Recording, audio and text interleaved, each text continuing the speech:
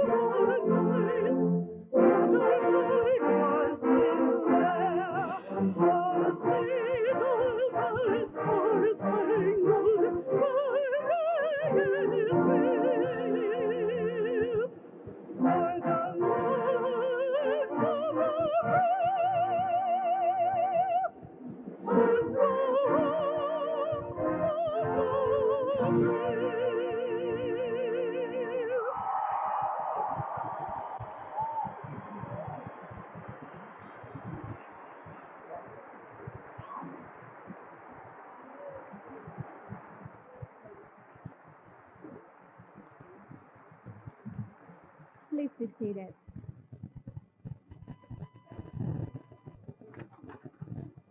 We hope that you have enjoyed the music of the University Band and the University Choralists during the prelude. Now the choralists will sing Hope for Resolution, a blending of traditional melodies and rhythms of two distinct cultures, the choralists.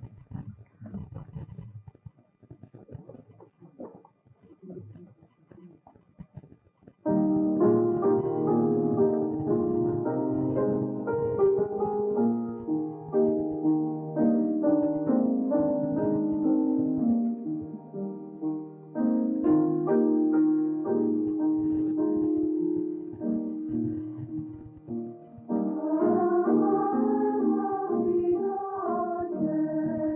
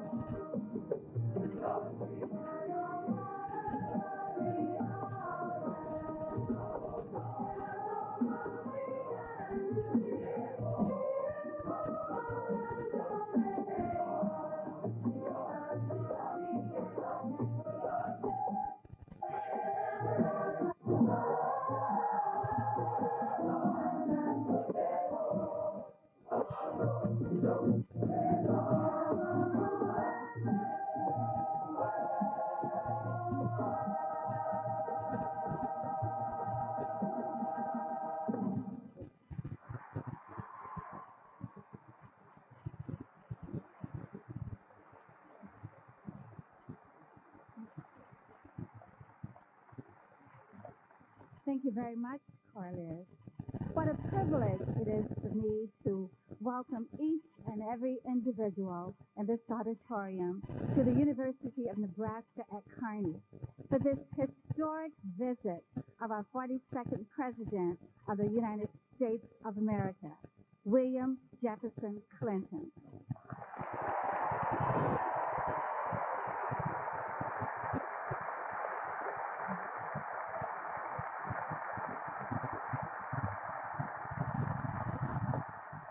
This is an occasion that will remain engraved on each of your memories forever. Each one of us will relive often this special event. For the university, city, and state, this convocation will be recorded as a momentous event.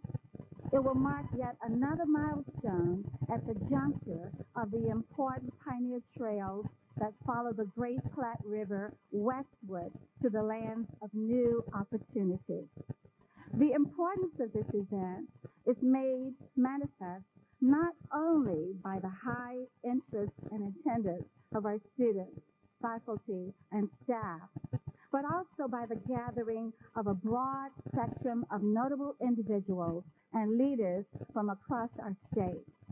I'm privileged to introduce only a few of these this morning, and I ask that you hold your applause until they have all been introduced. They include United States Senator Bob Kerrey,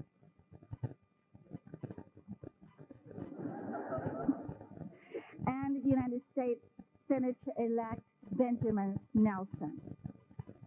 Additionally, I must recognize the university and my good friends who encouraged the President to visit the heartland of America, where the West began. They are former Nebraska Governor Frank Morrison and former United States Senator James Exon. You may applaud.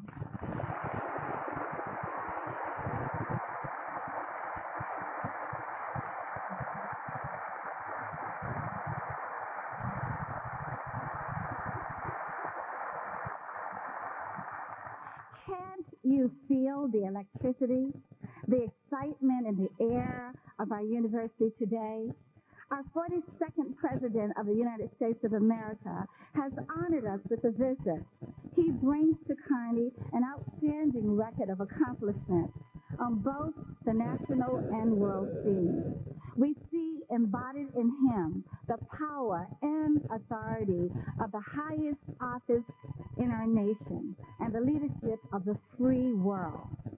no other world figure could have the dynamic impact that he has made on our town today. This morning, we have the privilege of the President's visit as he nears the end of his 2 terms, and it is appropriate in this setting that we pay homage to President Clinton as the education president. During his term in office, we have experienced a golden era in higher education. As he became president, he brought with him from Arkansas a record of support and improvement in education. Throughout his presidency, he has championed education, for he believes firmly that education lies at the very heart of this nation's ability to compete and to sustain its dominant leadership role in the world. Since the end of World War II, the United States has forged a distinctive formula in the field of education.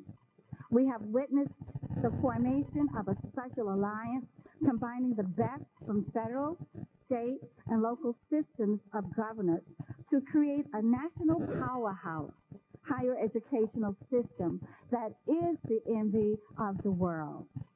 The past 2 decades of unparalleled technological progress and economical gain in our nation were no accident. That progress and that gain were honed from the academic freedom granted our faculty to teach and to conduct research, and from our students' desire to learn and to explore intellectually.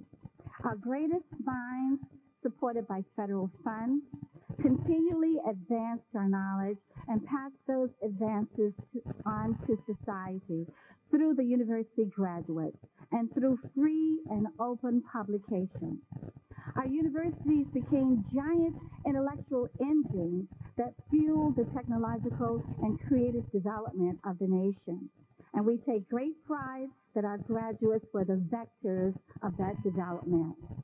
This president has always understood the power and the wisdom of higher education as a national treasure, and his career is a superb example of his success. In his support for education, we find the belief that education is an investment, not an expense. President Clinton has surely accepted these remarks of Benjamin Franklin. If a man empties his purse into his head, no man can take it away from him. An investment in knowledge always pays the best interest. The president has strengthened and nurtured the federal role in the alliance.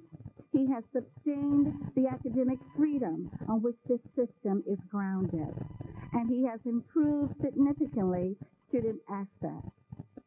In William Riley, he gave us a magnificent Secretary of Education.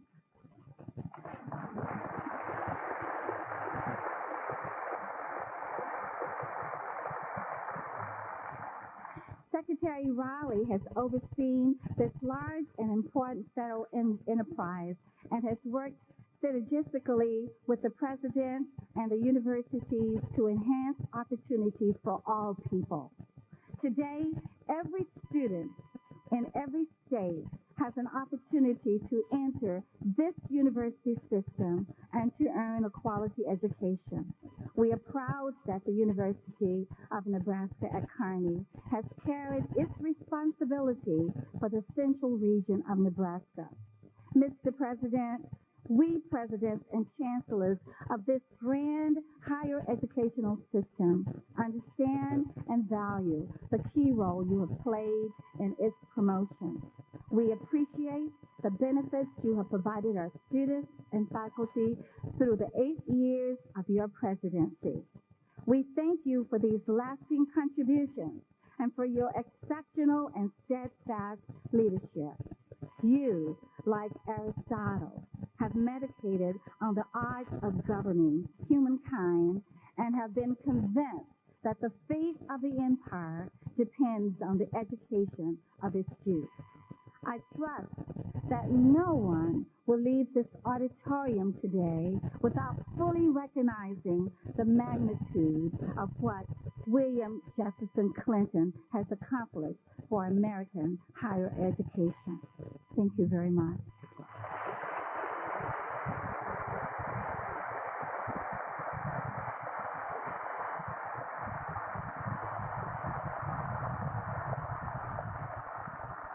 Let's move forward with our program. I would ask University of Nebraska President L. Dennis Smith to accompany President Clinton to the podium for the awarding of an honorary degree.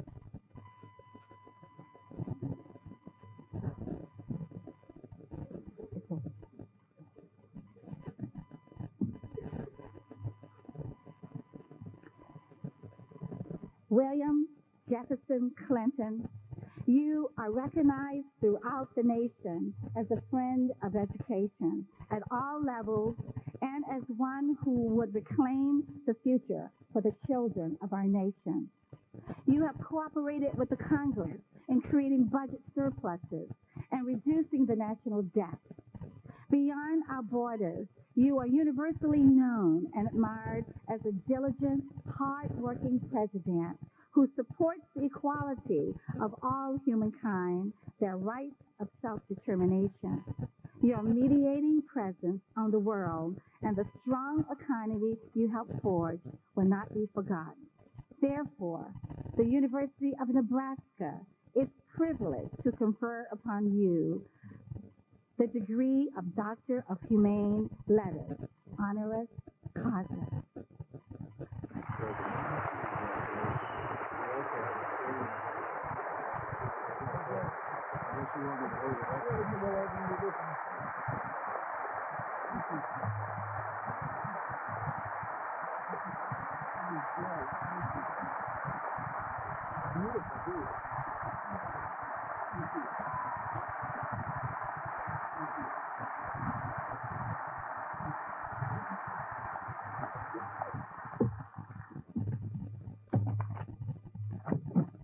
We're delighted to have with us the governor of the great state of Nebraska, the Honorable Mike Johans.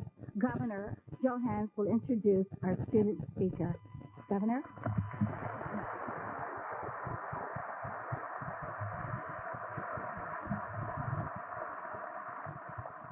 Well, good morning, everyone, and thank you very, very much. I have two roles today. The first role is to talk a little bit about Nebraskans, very, very quickly, and then to introduce our student speaker. I have to tell you, today I take tremendous pride in representing the great people of the state of Nebraska. Over several years, I have had an opportunity to travel our state from one end to the other, getting to know its people and their concerns and their families and their communities and their collective hope for the future. My duties as governor have also taken me across the country, from Washington to Los Angeles, from Pennsylvania to Louisiana, and around the world on a number of trade missions. In that time and over the course of these travels, I've grown very, very fond of my Nebraska home. Come to the personal conclusion, Nebraskans are the finest people in the world.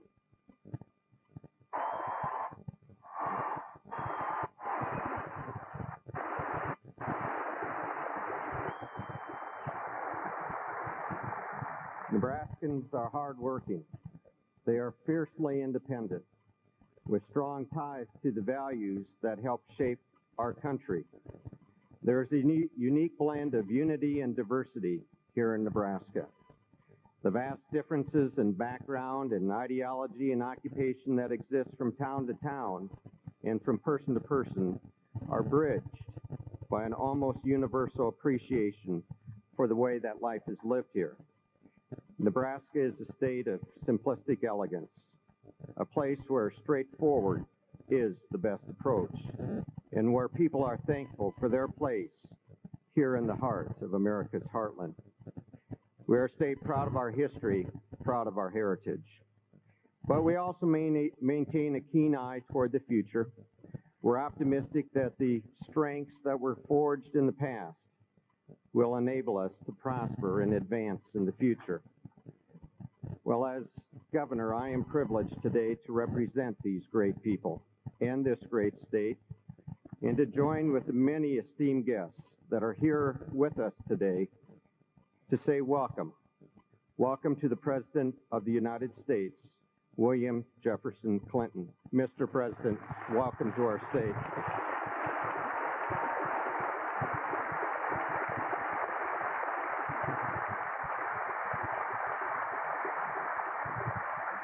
Mr. President, I don't have any idea what your schedule has in store for you over the next several weeks, but I'm confident it's very busy.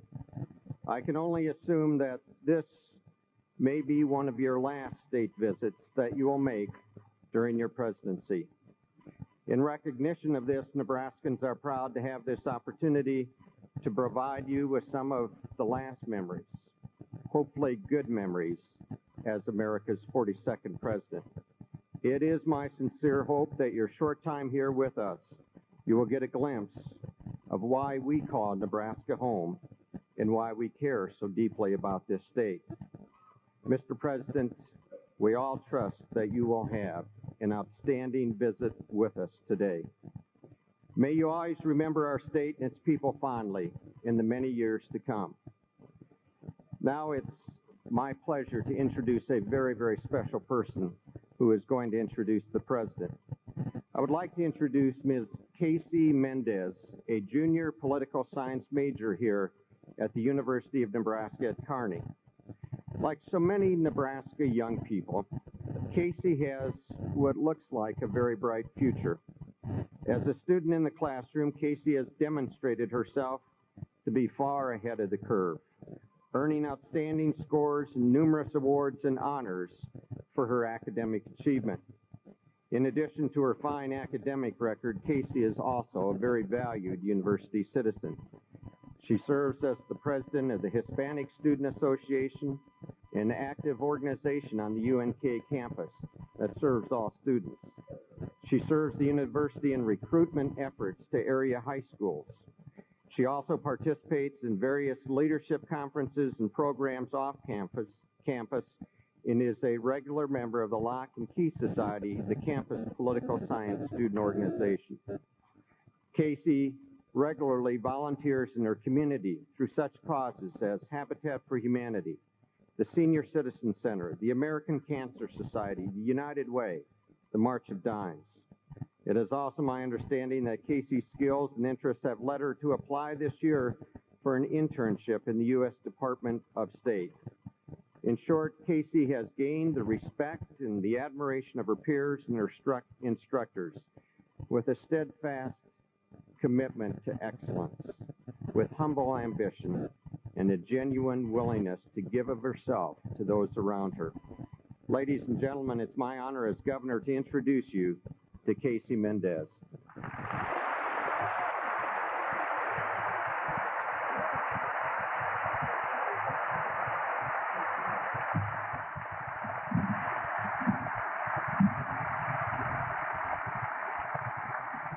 Thank you very much, Governor. On behalf of the students at the University of Nebraska at Kearney, I would like to thank President Clinton and our other distinguished guests for joining us here this morning. I would also like to thank my family for the encouragement and support they have given me as I have pursued my goals. As a Hispanic American, I have seen firsthand how important it is to broaden cultural understanding. As a student of international affairs, I am especially delighted to welcome the President to our campus today to talk about foreign policy. After graduation, I hope to work in the field of international relations, using my foreign language skills and academic background to foster communication among different cultures, building a stronger global community. My background and my coursework in international relations have helped me realize how America's involvement in the world touches so many aspects of our lives.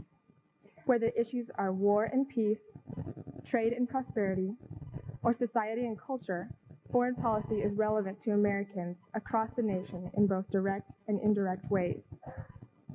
As the first post-Cold War president, President Clinton has had no obvious signposts to guide him in protecting and serving America's vital interests. He has faced new problems and challenges in a rapidly evolving world. He has unquestionably met these challenges. President Clinton has been a champion of free trade and open markets. His efforts to expand trade have been important to the country as a whole, but especially for communities in our region.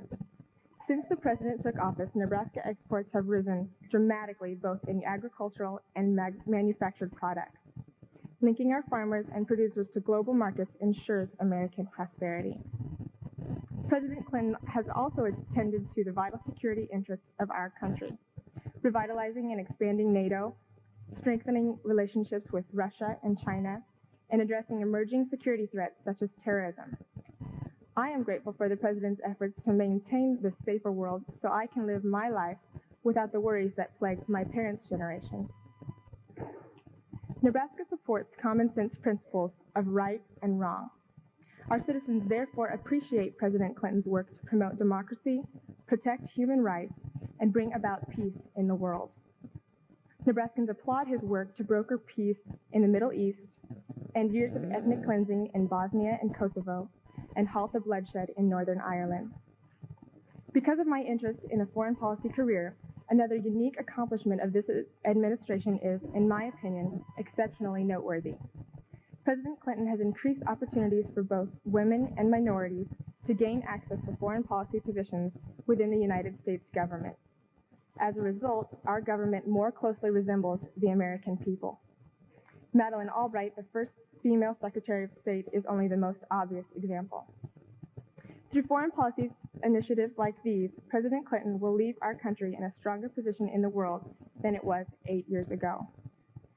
I can think of no greater honor than to be asked to introduce our President. Please join me in welcoming the President of the United States, William Jefferson Clinton.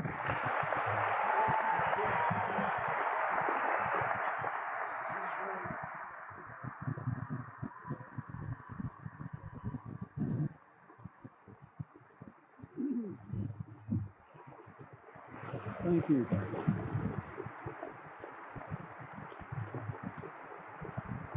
Thank you very much.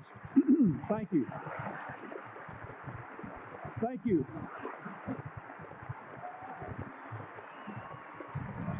Thank you.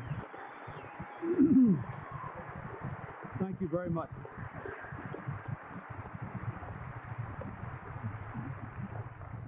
Thank you very much. Didn't Casey do a good job? She was great.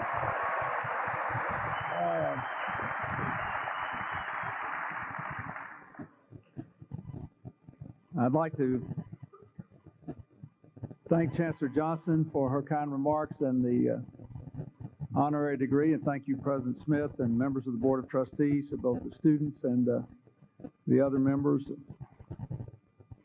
Thank you, Governor, for your welcome, and I thank the other state officials who are here. I am especially grateful that my longtime friend and former colleague as Governor, your retiring Senator Bob Kerrey, flew down here with me today, and along with, thank you, Bob, for your service.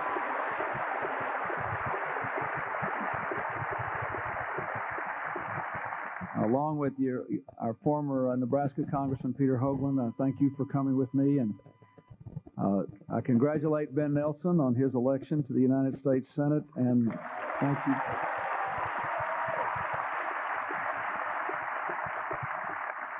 Governor Morrison, thank you for being here today, and I want to say a special word of thanks to my great friend, your former Senator Jim Exon, who persuaded me to come here and to come to Kearney. He said I should be here.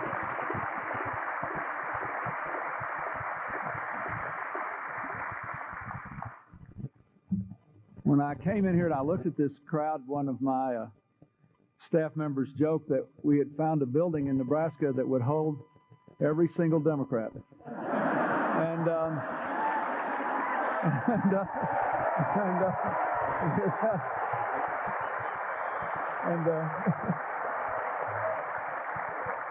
And a few charitable Republicans to boot.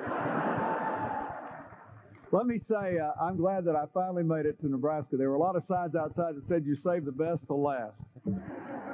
And I saw the patriotism and the spirit of the people, all the children holding the American flags. It was very, very moving coming in. All the schools were let out, and there were hundreds and hundreds of people along the way, and it made us a little bit late, and for that I'm sorry, but I did actually stop, and we got out and shook hands with one group of school children there just to thank them for being in the cold. So I thank them for that.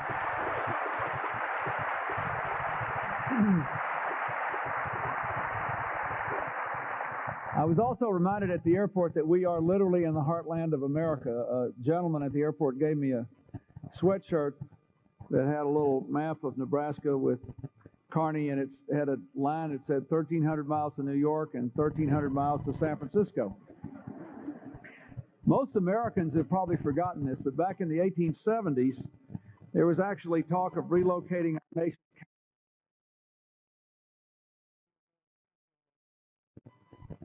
And a local publisher in this community named Moses Henry Sydenham launched a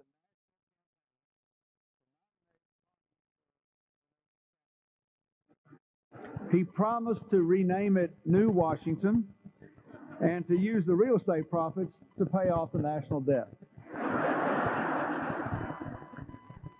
Critics of his proposal asked him what in the world he would do with all those big fancy buildings in Old Washington. He said it was simple. He would turn them into asylums. Well, history took a different course, except for that part about turning those buildings into asylums.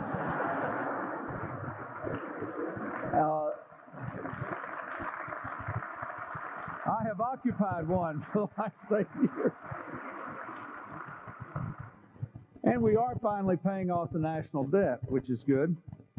But since half of Washington, thank you. But since half of Washington is in Kearney today, maybe we should think again about moving the capital. I rather like it here.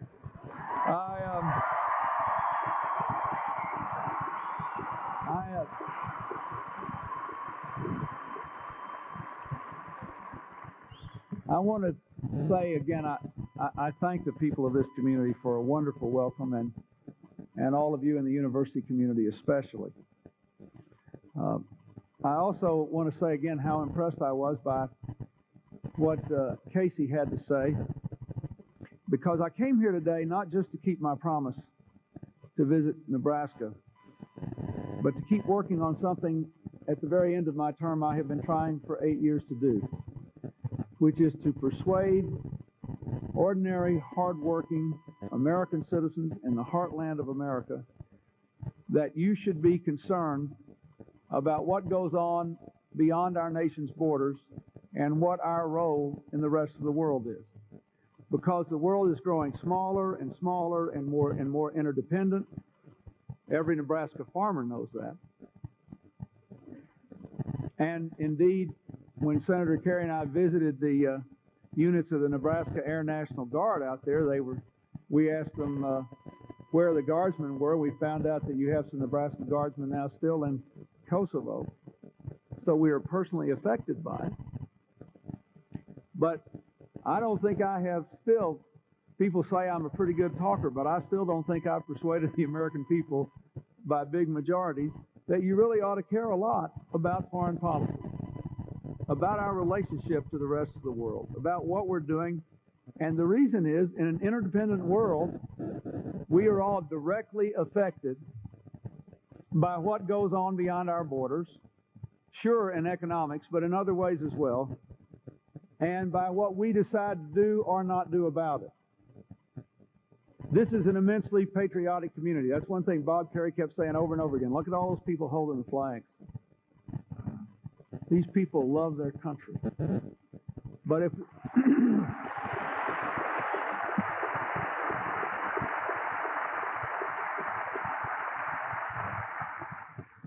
but what we have to do is be wise patriots.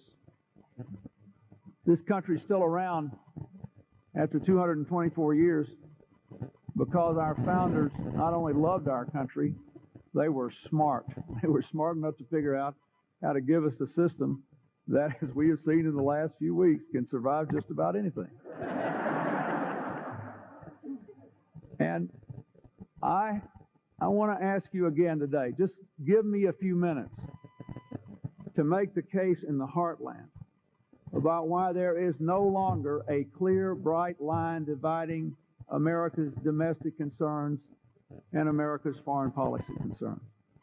And why every American who wants to be a good citizen, who wants to vote in every election, should know more about the rest of the world and have a clearer idea about what we're supposed to be doing out there and how it affects how you live in Kearney.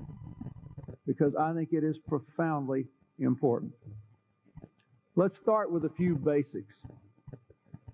Never before have we enjoyed at the same time so much prosperity and social progress with the absence of domestic crisis or overwhelming foreign threat.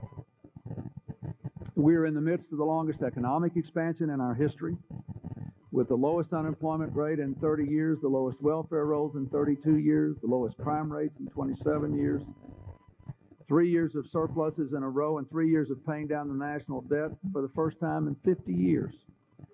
The highest home ownership and college-going rate in history. Today we learned that the November unemployment rate was 4%, staying at that 30-year low. Now, this is good news for America. But there is good news beyond our borders for our values and our interests. In the last few years, for the first time in all human history, more than half the people on the face of the earth live under governments that they voted for, that they chose. And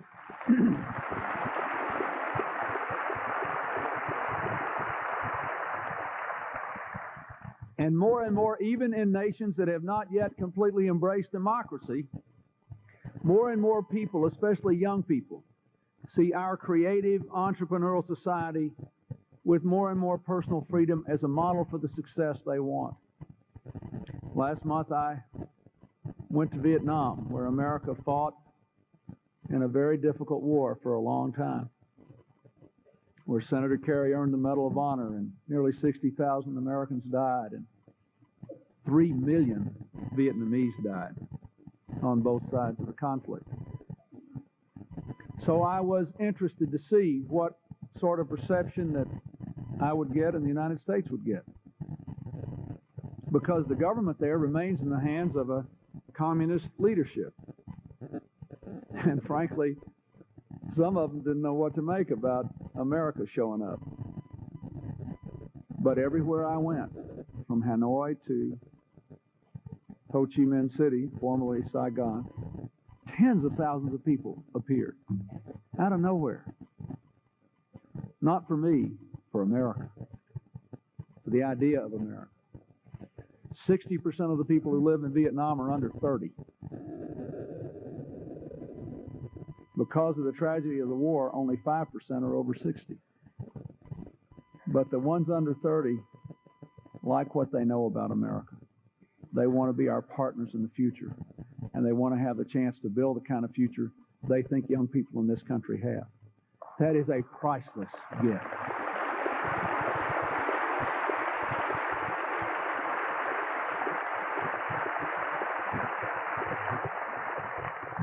So the first thing I want to say, especially to the young people here, is that we should all be grateful that we are so fortunate to be alive at this moment of prosperity, military and political power, social progress, and prestige for America.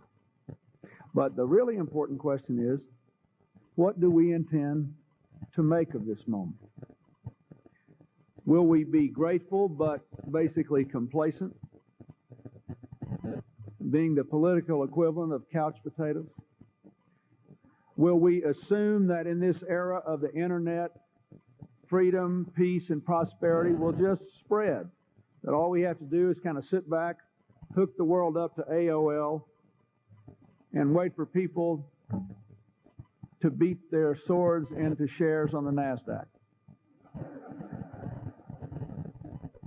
Or will we understand that no change is inevitable? Change is inevitable, but the particular change is not. And we have to actually make some decisions if we're going to seize the opportunities and meet the challenges before us. To put it in another way, the train of globalization cannot be reversed, but it has more than one possible destination. If we want America to stay on the right track, if we want other people to be on that track and have the chance to enjoy peace and prosperity, we have no choice but to try to lead the train. For example, you all applauded when I said more than half the people in the world live under governments of their own choosing for the first time in history. We'd like to keep that process going. But we know that democracy in some places is fragile, and it could be reversed. We want more nations to see ethnic and religious diversity as a source of strength. You know what the chancellor said when the choir was singing? I said, boy, they're good. She said, they got a lot more rhythm since I came here. Now, we're laughing. So, and Casey talked about her Hispanic heritage. I was shaking hands with these kids out on the street, and about the third young boy I shook hands with was of Asian descent. This is a more interesting country than it has ever been. And everywhere I go, I mean, you can't be president anymore unless you understand the concerns of, at least 50 different groups. It's an interesting thing. For us, this is a big plus, even though we still have our problems with hate crimes and racial or religious or other instances. But basically, our diversity has come to be something that makes life more interesting in America, because we realize that what unites us is more important than what divides us, that our common humanity anchors us in a way that allows us to feel secure about our differences so we can celebrate them. And this is important. I don't like to use the word tolerance in this context, because tolerance implies that there's a dominant culture putting up with a subordinate one, and I don't really think that's where we're going as America. I think we're going to the point where we say, here are our common values, and if you sign on to those, we respect you, we treat you as an equal, and we celebrate and find interesting the differences. Now, that's what we would like for every place. And we know that if everybody deals that way, that America is going to do very well in the global society of the 21st century, because there's somebody here from everywhere else. And that's good. We're going to do very, very well as the world becomes more interdependent. So that's the outcome we want. But all we have to do is read the paper every day to know that old hatreds die hard. And their persistence from Bosnia and Kosovo to the Middle East, to Northern Ireland, to the African tribal wars, to places like East Timor, have in our time led to hundreds of thousands of deaths, and countries being impoverished for 10 years or more because people couldn't give up their old hatreds to build a new future together. So how this comes out is not at all inevitable. We want global trade to keep our economy growing. Nebraska farmers like it when people open their markets and the most efficient farmers in the world can sell their food to people who need to buy it. But it is possible that financial crisis abroad could wreck that system, as the farmers here find out when the Asian financial crisis hit a couple of years ago. Or that alienation from global capitalism by people who aren't a part of it will drive whole countries away. We want global trade to lift hundreds of millions of people out of poverty, from India to China to Africa. We know if it happens, it'll create a big market for everything American, from corn to cars to computers. And it'll give all of us new ideas and new innovation, and we'll all help each other in constructive competition. But the gap between rich and poor nations could continue to widen and bring more misery, more environmental destruction, more health problems, more and more young people in poor countries just checking out.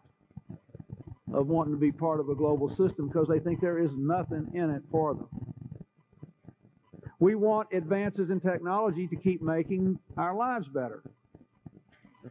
I went last year to that annual show in Chicago of all the latest high-tech gadgets.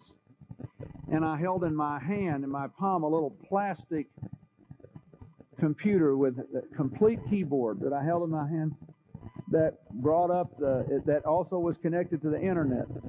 And I was, getting CNN on my tiny little keyboard. I don't see well enough in my old age to even use the thing. It was so small, and my hands were too big to effectively use the keyboard. It was so small. Very exciting. But the same technological breakthroughs that put that computer in the palm of my hand could end up making it possible to create smaller and smaller chemical or biological or nuclear weapons in the hands of terrorists. And all the things we're learning about computers will be learned by people who, because they belong to organized crime units or narco traffickers or terrorists, would like to pierce our secure networks and get information or spread viruses that wreck our most vital systems.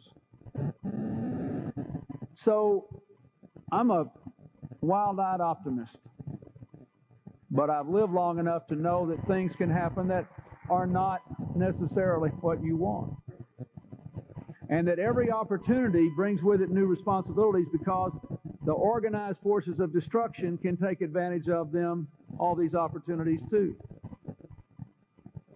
A long time ago, one of your citizens, William Jennings Bryan, said, "Our destiny is a matter of choice.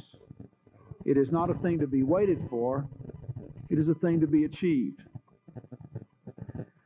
We have to continue to achieve America's destiny. And the point I want to make is that it cannot be achieved in the 21st century without American citizens who care about, know about, and understand what is going on beyond our borders and what we're supposed to do about it.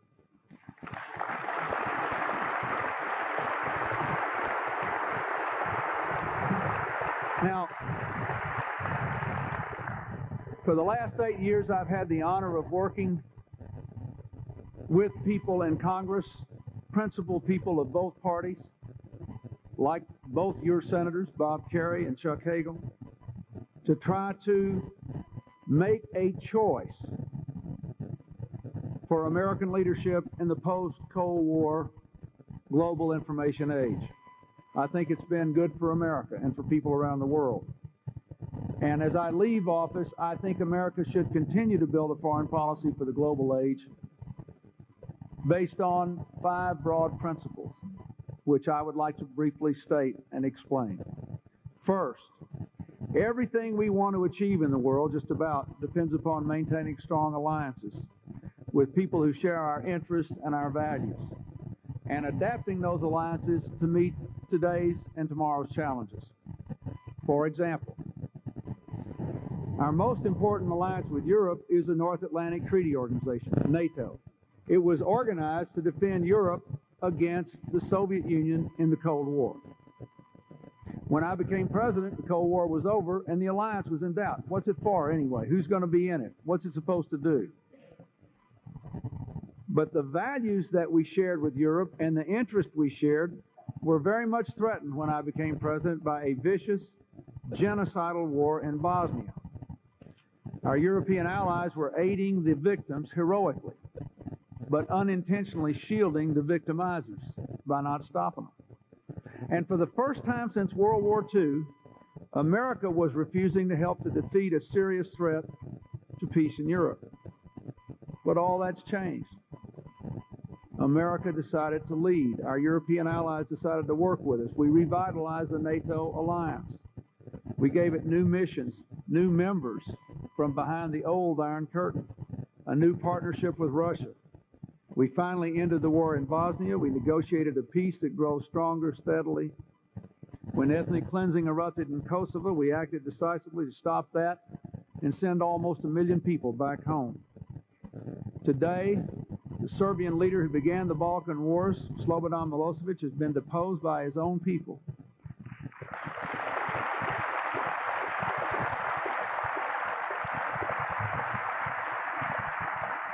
And instead of fighting something bad, we're trying to finish something worthy, a Europe that is united, democratic, and peaceful, completely for the first time in all human history. That takes a big burden off America in the future and gives us a big, big set of economic and political partners to deal with the world's challenges. Now, here's the decision for today. Do we believe that we did the right thing or not? If we do, we have to stay the course, keep expanding NATO, keep working with the Russians, keep burden sharing to do what needs to be done. I don't think most people know this, but in Kosovo today, we provide less than 20% of the troops and the funds. But we would not be there as an alliance if the United States had not agreed to do its part. America cannot lead if we walk away from our friends and our neighbors. The same thing is true in Asia. We fought 3 wars in Asia in the 20th century. Huge numbers of Americans died there, from World War II through Korea, through Vietnam. What should we do now that the Cold War is over, but the future is uncertain? What we have done is to decide to keep our troops in the Pacific, to renew our alliance with Japan. We sent ships to keep tensions from escalating between China and Taiwan. We stood by South Korea and diminished the nuclear threat from North Korea, and we supported the South Korean president's decision to seek to end 50 years of tension on the Korean Peninsula, for which he justifiably won the Nobel Peace Prize. Should we withdraw from Asia? I don't think so. I think we ought to stay there, modernize our alliances, and keep the peace so we don't have to fight any more wars in the 21st century.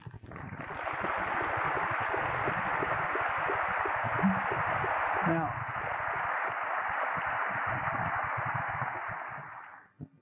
the third thing I want to say about the alliances is that the 21st century world is going to be about more than great power politics, which means we can't just think about East Asia and Europe. We need a systematic, committed, long-term relationship with our neighbors in Latin America and the Caribbean, with South Asia, next to China, the most populous place on earth, and with Africa, where 800 million people live. One of the most... Yeah, you can clap for that. That's all right. So I think that's important. We've been estranged from India for 50 years. You know how many people live in India? 980 million. In 30 years, India will be more populous than China. In Silicon Valley today, there are 700 high-tech companies headed by Indians. 700 in one place. And just a totally off the radar screen of American policy during the Cold War. So I would encourage all of you who, like Casey, are involved in some sort of international studies, not to just think about America's traditional concerns, but to think about what we're going to do with Latin America and the Caribbean, with Sub-Saharan Africa, and with South Asia, because a lot of our future will be there. So, beyond alliances, the second principle is that we have to build, if we can, constructive relationships with our former adversaries, Russia and China. One of the big questions that will define the world for the next 10 years is, how will Russia and China define their greatness in the 21st century? Will they define it as their ability to dominate their neighbors or to control their own people? Or will they define it in a more modern sense, in their ability to develop their people's capacity, to cooperate with their neighbors, to compete and win in a global economy and a global society? What decision they make will have a huge impact on how every young person in this audience lives. It will define what kind of defense budget we have to have, how many folks we have to enroll in the armed services, where we have to send them, what we have to do. It's huge. Now, we cannot make that decision for Russia or for China. They'll make that decision for themselves. But we can control what we do, and what we do will have some impact on what they decide. So, we should say to them what we've been trying to say for 8 years. If you will accept the rules and the responsibilities of membership in the world community, we want to make sure you get the full benefits and be a full partner, not a junior partner. We also have to say we have to feel free to speak firmly and honestly when we think what you do is wrong by international standards. When we've worked together with Russia in a positive way, we've made real progress. Russia took its troops out of Estonia, Lithuania, and Latvia and put them in joint missions with NATO, something nobody ever thought would happen. We're serving together in Bosnia and Kosovo.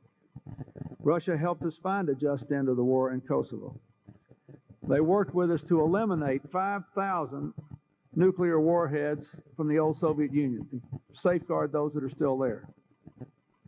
Now, do we agree with everything in Russia? No. We think there has been too much corruption at times. We don't agree with wars in Chechnya. We think we're cruel and self-defeating. We don't agree with backsliding on the free press that we see. But we need a little perspective here.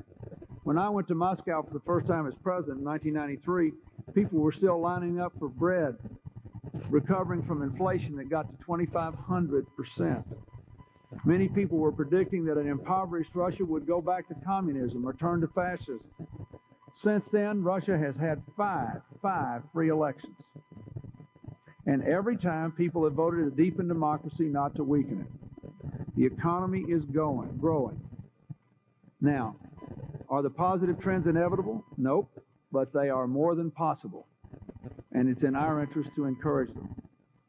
The same thing is true in China. We have tried to encourage change by bringing China into international systems where there are rules and responsibilities, from non-proliferation to trade. That's what I think will happen with China coming into the World Trade Organization. It is a statement by them, by agreeing to the conditions of membership, that they can't succeed over the long run without opening to the world. It is a declaration of interdependence. It increases the chance that they'll make a good decision rather than a negative one about what they're going to do in the 21st century world. And if China goes on and follows through with this, they'll have to dismantle a lot of their old command and control economy, which gave the Communist Party so much power. They'll open their doors to more foreign investment and more foreign information and the Internet revolution. Will it inevitably bring freedom? Nope. But it will increase the chances of China taking the right course. So, I believe if we stay with this course, one of the most profoundly positive changes the generation of young people in this audience will see could be the change that ultimately comes to China. And I told you the Vietnam story. I felt the same thing in Shanghai. I felt the same thing walking in little villages and talking to people who were electing their mayors for the first time in China, where there are at least now 1 million local villages electing their local officials. So, alliances, constructive relations with Russia and China.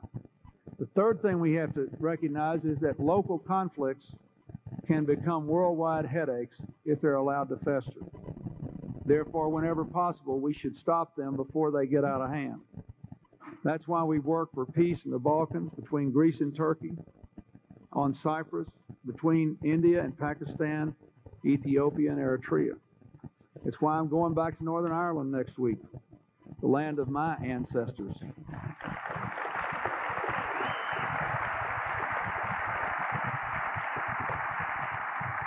And it's why we work so hard to make America a force for peace in the Middle East, the home of the world's 3 great monotheistic religions, where God is reminding us every day that we are not in control. But we have made a lot of progress. We've seen a peace treaty between Israel and Jordan. We saw a sweeping agreement between the Israelis and the Palestinians, and progress toward implementing it over the last 8 years. But what's happened is they're down to the hedgerows now and the hard decisions, and they've gotten to those fundamental identity questions where they have to decide what I was talking about earlier. Is it possible for them to look at each other and see their common humanity and find a solution in which neither side can say, I have vanquished the other? Or have there been so many years of history welling up inside them that neither side can let go? That is the issue. And we will continue to work on it. But the main point I want to make to you is, you should want your president and your government involved in these things. And you should support your Congress if they invest some of your money in the cause of peace and development in these hot spots in the world.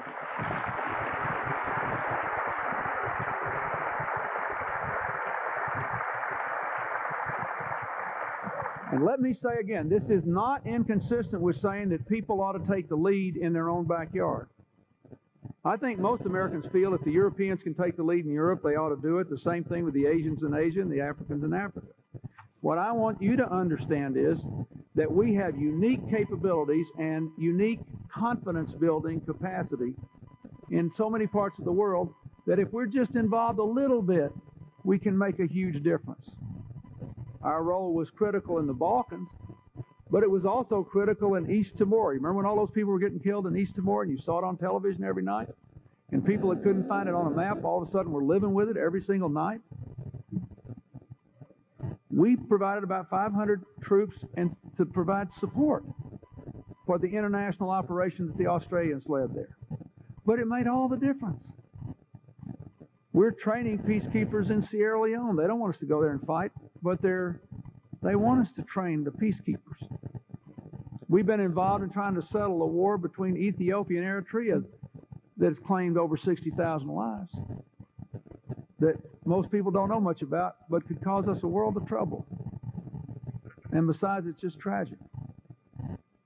We had 10 people, 10 total, in the jungle when we settled the conflict between Ecuador and Peru and got them to agree, but they couldn't agree to let it go unless we, America, agreed to send 10 people into a remote place on the border of these two countries because they knew we could be trusted to do what they had agreed ought to be done. Now, you ought to be proud of that for your country. But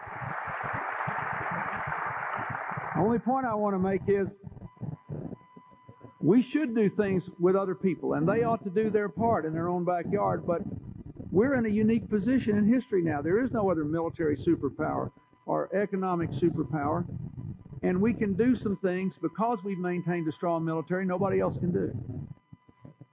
And I'll be gone in a few weeks, and America will have a new president and a new Congress, but you ought to support them when they want to do these things because it's very, very important to the stability and future of the world. One other thing I want to say. We ought to pay our UN dues and pay our fair share of peacekeeping operations. Now,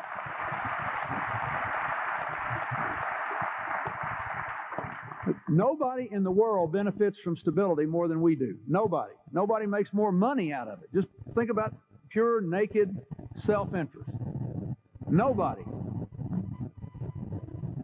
And when we pay for this peacekeeping, I'll say more about it in a minute, but we get more than our money's worth out of it. And when we walk away from our responsibilities, people resent us. They resent our prosperity. They resent our power. And in the end, when a whole lot of people resent you, sooner or later they find some way to manifest it. When we work with each other and do things that we don't just have to do in the moment, we build a common future. Fourth point I'd like to make to you is that this growing openness of borders and technology is changing our national security priorities. People, information, ideas, and goods move around more freely and faster than ever before. That makes us more vulnerable, first, to the organized forces of destruction. narco traffickers, terrorists, organized criminals. They are going to work more and more together with growing access to more and more sophisticated technology. Part of the challenge is just to get rid of as many weapons of mass destruction as possible. That's why we got the states of the former Soviet Union outside Russia to give up their nuclear arsenals. And we negotiated a worldwide treaty to ban chemical weapons. That's why we forced Iraq to sell its oil for money that can go to food and medicine, but not to rebuilding its weapons.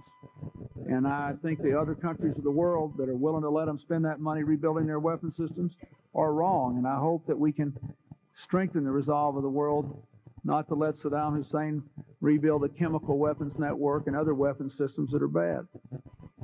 It's why we negotiated a freeze on plutonium production with North Korea. Now, dealing with terrorists is harder, as we have seen in the tragedy of the USS Cole. Why? Because terrorists, unlike countries, cannot be contained as easily, and it's harder to deter them through threats of retaliation. They operate across borders, so we have got to strengthen our cooperation across borders. We have succeeded in preventing a lot of terrorist attacks. There were many planned during the Millennium celebration that we prevented. We have arrested a lot of terrorists, including those who bombed the World Trade Center and those who were involved in several other killings in this country. And make no mistake about it, we will do the same for those who killed our brave Navy personnel on the USS Cole.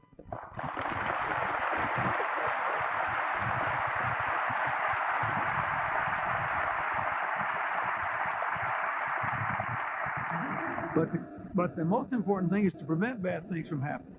And one of the biggest threats of the future is going to be cyber terrorism. People fooling with your computer networks, trying to shut down your phones, erase bank records, mess up airline schedules, do things to interrupt the fabric of life. Now, we have the first national strategy to protect America, computer systems, and critical infrastructure against that kind of sabotage. It includes, interestingly enough, a scholarship for service program to help students who are studying information security and technology pay for their education if they'll give us a couple of years' service in the government. It's really hard to get talented people in the government because we can't pay them enough. You know, when you got 27-year-old young people worth $200 or $300 million, if they start the right kind of .com company, it's pretty hard to say, come be a GS-13, you know. But if we can educate enough people, we can at least get them in their early years, and that's important. We funded this program and for the very first time this year, thanks to bipartisan support. And let me say, I'd also like to congratulate the University of Nebraska. Some of you perhaps know this, but Nebraska has set up a new Information Assurance Center, which is dedicated to the same exact goal. We need more universities to follow your lead. This is going to be a big deal in the future. A big deal.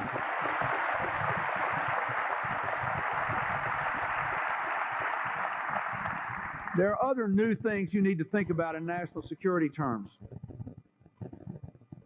Climate change could become a national security issue. The last decade was the warmest in 1,000 years. If the next 50 years are as warm as the last decade, you will see the beginning of flooding of the sugarcane fields in Louisiana and the Florida Everglades. You will see the patterns of agricultural production in America begin to shift. It's still cold enough in Nebraska, you'll probably be all right for another 50 years.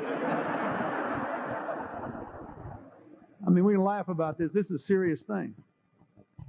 Already in Africa, we see malaria at higher and higher levels than ever before, where it used to be too cool for the mosquitoes. This is a serious problem. And the only way to fix it is to figure out a way for people to get rich without putting more greenhouse gases into the atmosphere.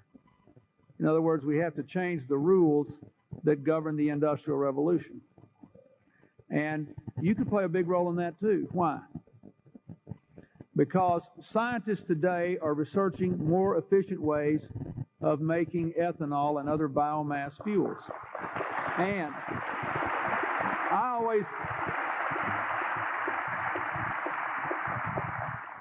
always supported that.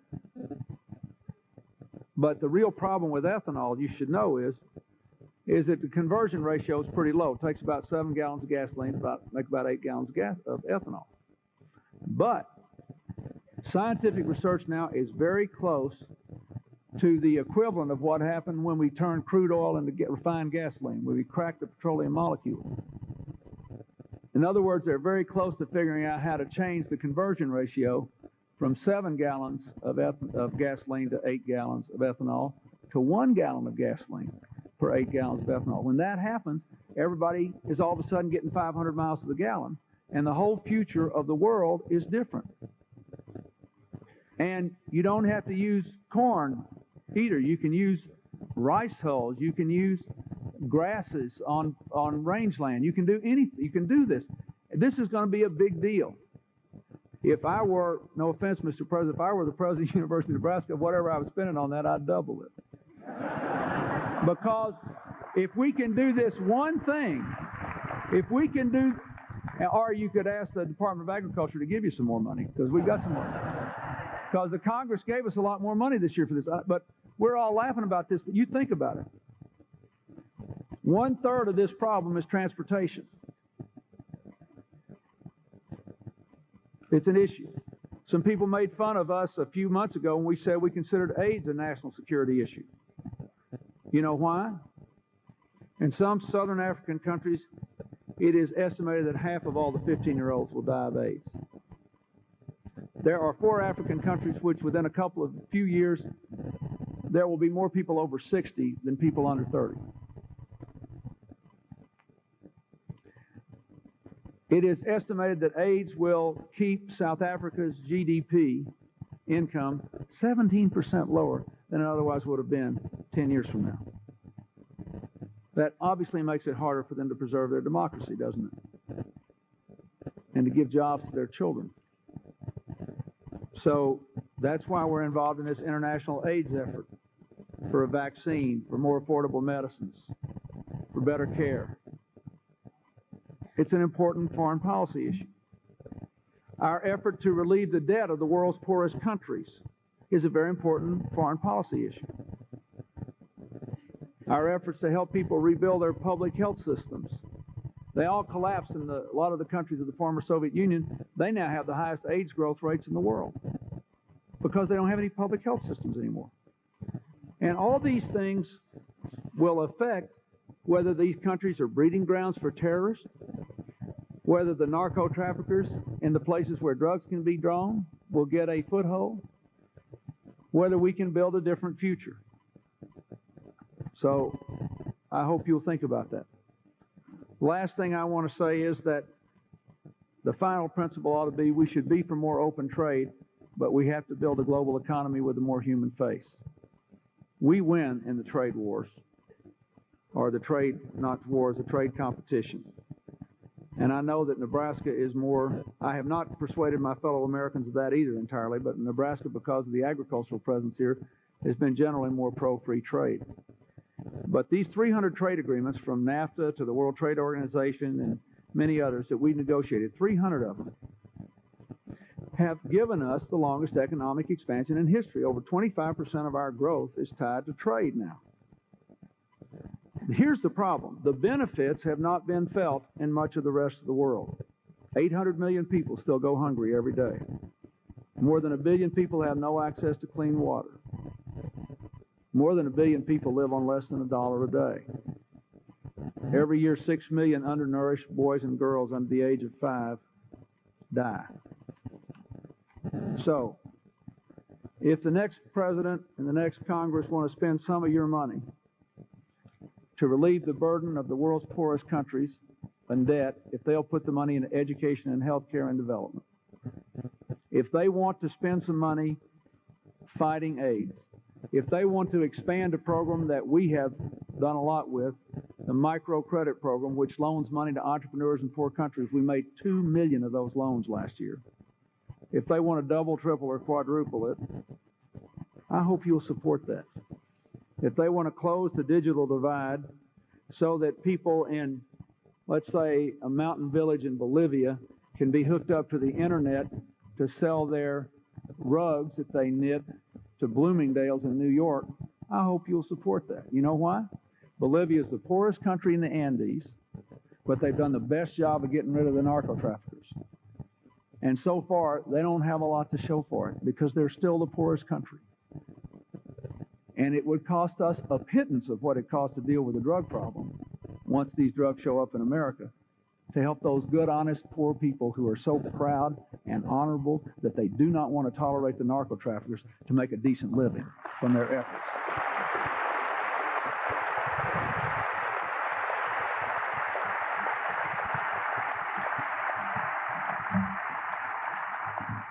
Anyway, that's what I want to say.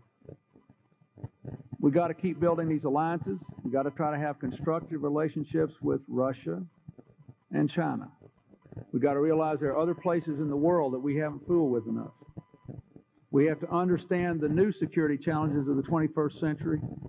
We have to keep building a global economy because it's the engine of the global society, but we have to do more to put a human face on it. 50 years ago, Harry Truman said something that's more true today than it was when he said it. Listen to this. We are in the position now of making the world safe for democracy if we don't crawl in the shell and act selfish and foolish.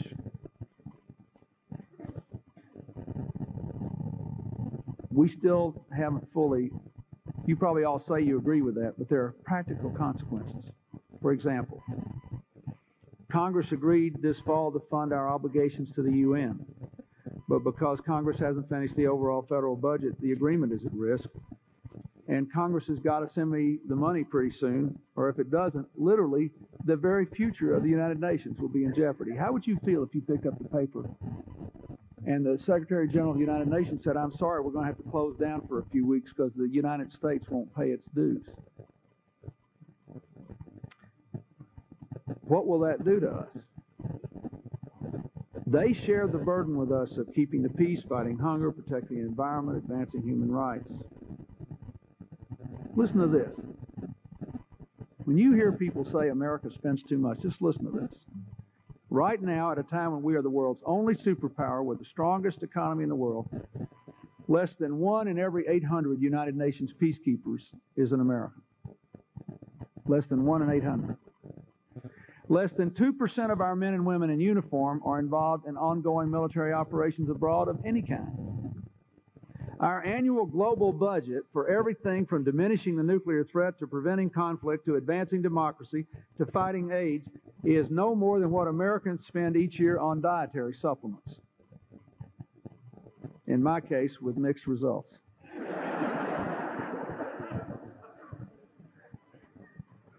I want you to laugh about it because I want you to remember this. This is a big deal. We must not squander the best moment in our history on small-mindedness.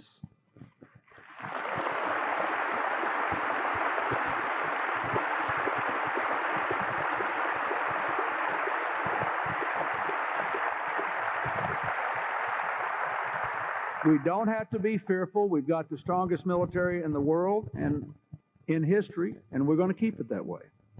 We don't have to be cheap. Our economy is the envy of the world.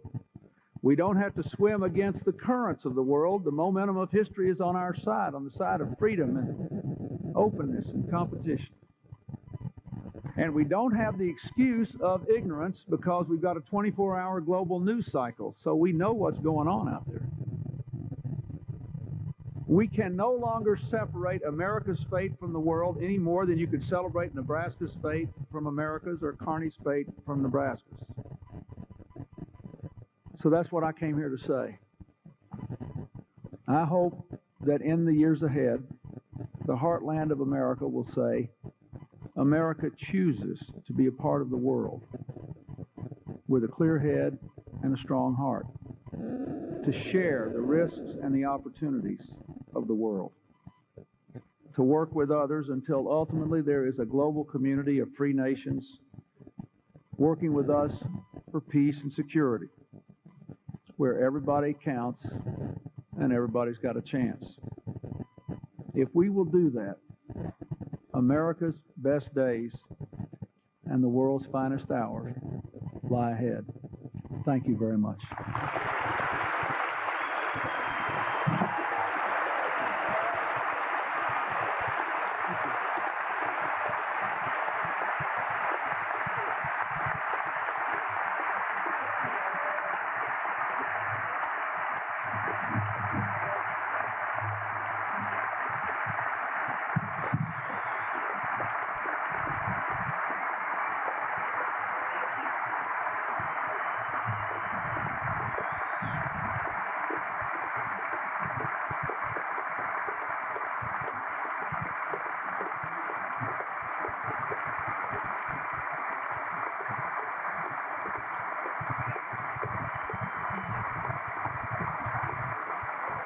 Thank you.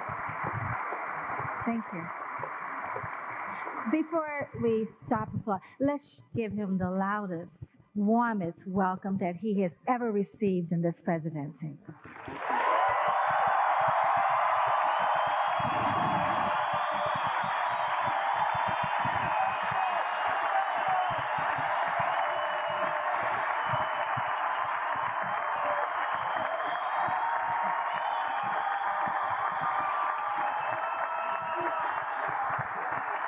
Thank you. Thank you very much. Thank you, President Clinton, for your inspiring remarks. We thank you for honoring us with your presence at this special convocation. Pina Mazzani will return to the stage to join in the singing of the alma mater. The lyrics are printed on your program. After the singing of the alma mater, would you be seated and remain seated until the president has departed the stage? Thank you.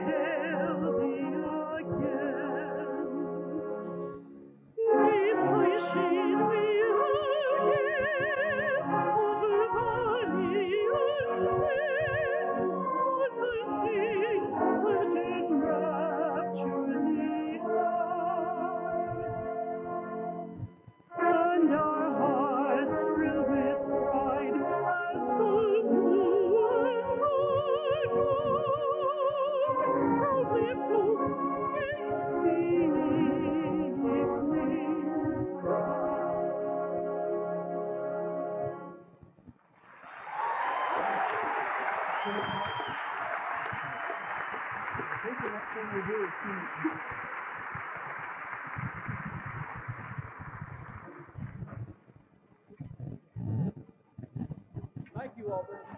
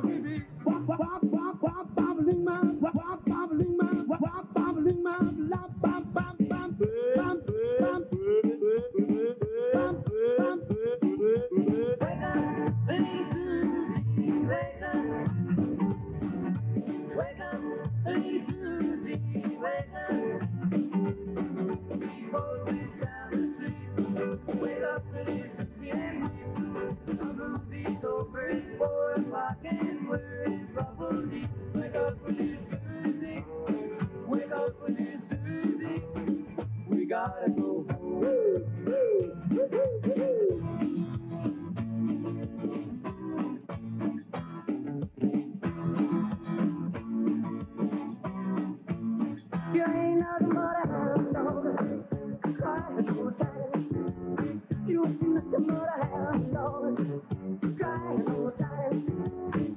Well, you ain't never caught a rabbit and you ain't no great mind.